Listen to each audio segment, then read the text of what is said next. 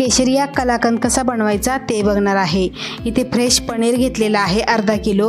ते आता आपण पूर्ण किसून घेणार आहे। किसल्यानंतर एका पॅनमध्ये तूप घालून आपल्याला हे पनीर पूर्ण परतून घ्यायचं आहे। गॅसची फ्लेम मंद ठेवायची आहे। परतून झाल्यानंतर यामध्ये आपल्याला 1.5 कप कंडेन्स मिल्क घालायचं आहे। कंडेन्स मिल्क घातल्यानंतर यामध्ये आपल्याला केशरच्या काड्या 1 चमचा दुधामध्ये भिजवलेल्या त्या यामध्ये आपल्याला घालून घ्यायच्या आहे। त्यानंतर कुटलेली वेलची पूड अर्धा चमचा यामध्ये घालून घ्यायची आहे आणि जोपर्यंत तूप सुटत नाही तोपर्यंत आपल्याला हे परतत राहायचं आहे। मिश्रणाला तूप छान असं सुटलेलं आहे।